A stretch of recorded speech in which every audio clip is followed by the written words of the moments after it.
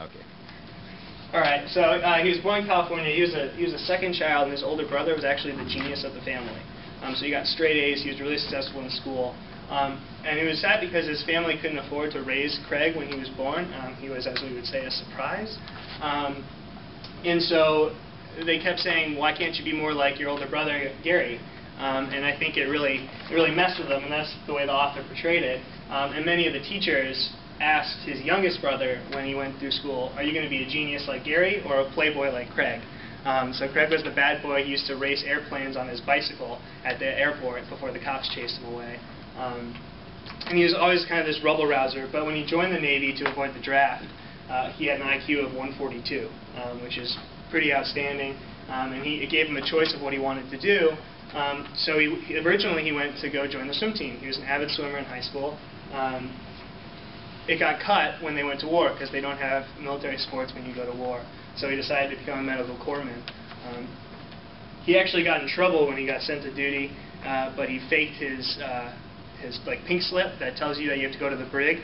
He told the officer that it blew off his motorcycle, and he steamed open the envelope and changed it, and they never caught him. So he avoided quite a scare. And when he was in Vietnam, he became fascinated with human life. So he saw how fragile human life was, but also how strong it was and how it could survive some amazing trauma.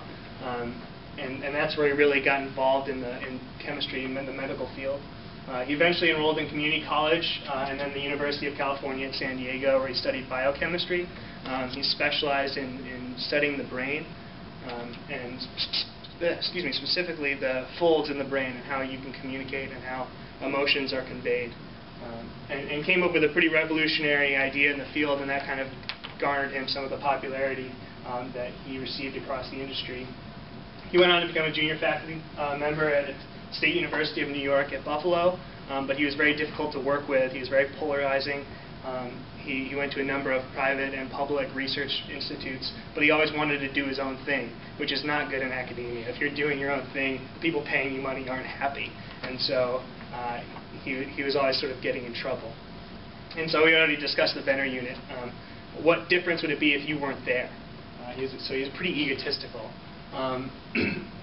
This quote is about one of the audiences, and he would speak. I mean, that's basically what he did. He would speak to investors, speak to students.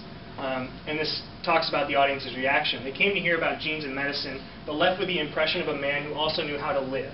He was a serious scientist who did not take science or himself that seriously, who glowed with self-possession and wealth but seemed invitingly vulnerable. A 50-something veteran of Vietnam who had fought with people in power throughout his career, but still exuded the now bashful, now boastful charm of a high school heartthrob. Now, it's a very positive light. I'm sure if you ask some of the other scientists, they would say he's a jerk and he just does whatever he feels like. But that's sort of the beauty of him, is that you can perceive him in so many different ways. An inspiration or opportunistic maniac. So when I say this sort of high-level manager, his position at Solera was basically just that, a high-level manager. Hamilton Smith, one of his scientists, said a genius is someone who recognizes a good idea when he hears one. Basically what Venter did is brought in a lot of brilliant people. And in a field like genetics, such a new field with so few people, that gives you a huge advantage. So he brought in the founders of all these sciences. So, the private sequencing idea came from PerkinElmer. Venter himself was not an essential scientist. Really, you could probably have replaced him with anybody. And to some extent, his polarizing nature probably caused a lot of the conflict with the public project, because they didn't like him.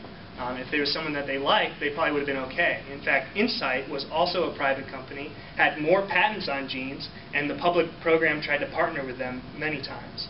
So it's an interesting dual standard, and I think it came down to egos clashing over what was basically credit for what they felt was the greatest find in scientific history, probably ever. And it's sort of summed up in the title, tried to capture the code of human life and save the world. Really, it's like when your child says, if I don't eat soon, I'm going to die. Was it going to save the world? Probably not. Was it going to happen at some point? Probably. But that's how Craig looked at it, and that's how he approached it. I would also argue that Gene Myers probably deserves more credit as the entrepreneur or the innovator, because he came up with a system, and he was driven to prove that the system worked, especially after all the other public scientists ridiculed his idea of the whole genome shotgun technique. All right, now my notes are all screwed up. Let me find the book section here. So my reaction to the book, its intended audience were probably readers interested in technology, science, and innovation.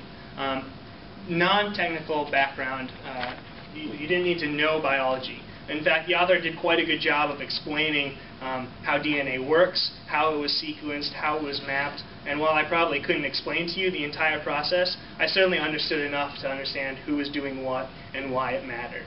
And that's really all it required. However, it was a really intricate story. There was lots of names, lots of acronyms, and often I had to go back a couple pages to make sure I knew exactly what we were talking about or who was doing what at any given moment. Overall, I think the author did a good job with that, but it's just one of those things that's overly complicated. One of the disappointments was that there were no pictures or diagrams. Maybe it sounds silly, but when you're talking a lot about the science, and you're talking about the sequencers, and you're talking about these famous people, I think it's cool to see them. If you notice the picture at the beginning with Craig Venter and those piercing blue eyes, it kind of hits home a little bit more. And essentially, for a 500-page book really about people, to not have a picture of anyone was a little bit disappointing. I also questioned what the story's focus was.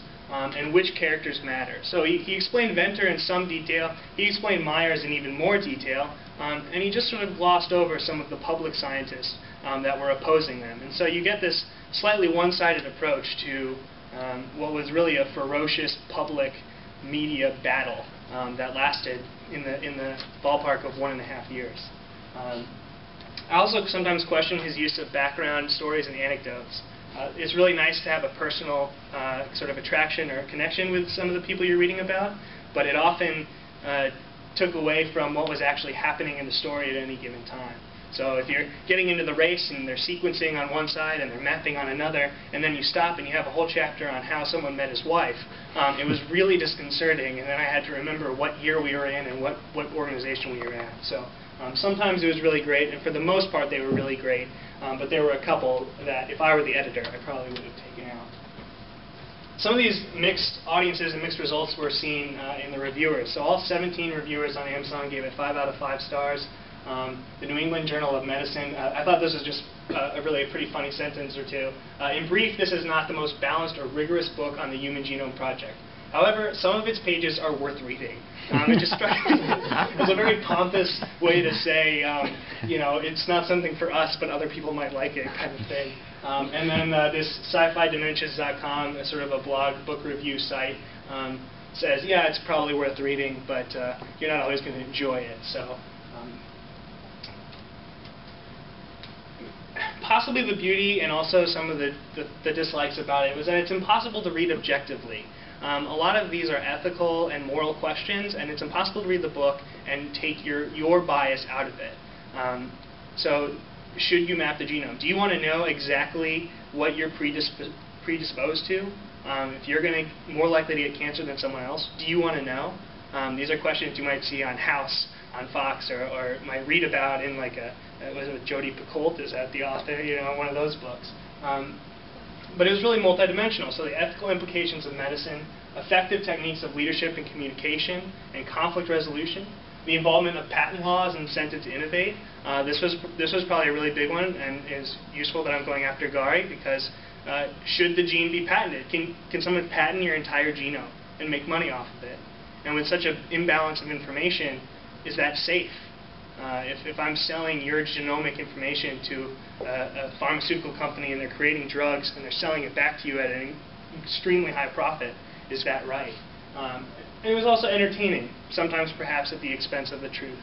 He had these huge caricature characters like Venter, and he had to put them in these caricature-like settings. And so I think at times he often exaggerated for the entertainment of the reader. So a couple of, just kind of sum up my economic implication questions. I question if Venter's role makes him a high-level entrepreneur. People give him credit for it. He was the face of the program. They say he did it, but is he an innovator or a manager, and does it matter? Is it innovation through a team? And is that just as important as the scientists that did the work? I would argue yes, but I'm just cherry-picking this example to back it up.